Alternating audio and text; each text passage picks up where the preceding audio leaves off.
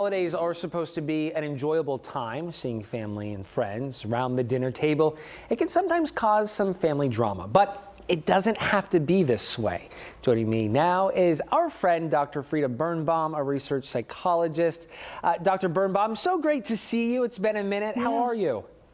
It's wonderful to see you always, Zach. Wonderful Thank to you. see you as well. Okay, so talk to us. You know, these can be awkward times. We're coming together. We recently, just had a national election. Maybe we have personal things going on in our lives. How do we keep our Thanksgiving holiday a peaceful one?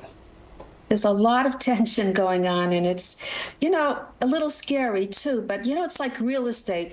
Who sits in front of you and who sits on either side of you? Well, that could make the huge difference to how you're going to spend the next few hours. So be very careful before you sit down at that table, and you make sure that those 3 hours are going to be something that you'll enjoy rather than something you're going to regret. Yeah.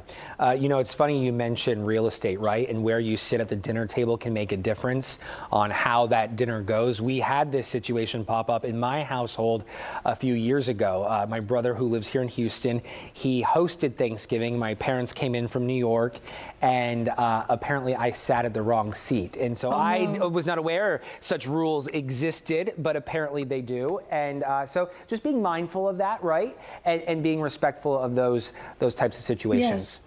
How should someone respond if a family member asks them if they're, in a relationship, or if they're planning to have children? Again, big life moments, life choices that can be awkward to talk about. That's difficult, and distracting them is the best thing you can really do. So introduce them to somebody else that maybe will take their time up and they'll forget about you. Or go ahead and say, you know what, I'd like to have a drink. Would you like one? And it's not going to be your fault if somebody stops you on the way and starts talking to you. And then have somebody take a friend with you. Tell them that's your partner, and maybe they'll bug off then. But those are some of the strategies. As far as having kids are concerned, you're happy. You let them know when you're ready. And right now, you're in a really good place. Sometimes people like to question you because they themselves are not sure of who they're supposed to be. So don't worry about it. It's nothing personal. It often has something to do with them more than it has to do with you. Yeah, that's really great perspective.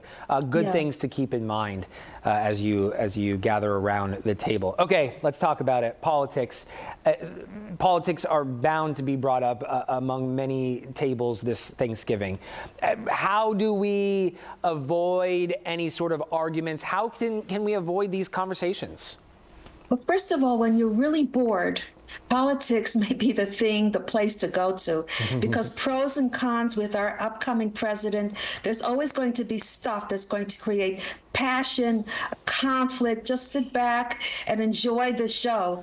And, in reality, even religion, it's controversial, but isn't it good to have information from the other side? Maybe you're into Buddhism. People would be interested in that too.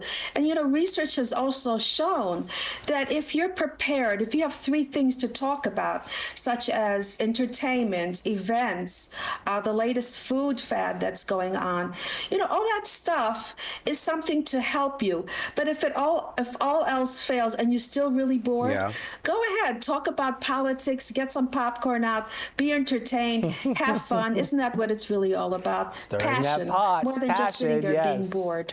Yes. Well, Dr. Frieda, we are out of time. We so much appreciate you coming by. It's so great to see you. I hope you have a wonderful Thanksgiving and happy holidays to you. My best to you and your family. Thank you, Zach. Thanks, Dr. Birnbaum.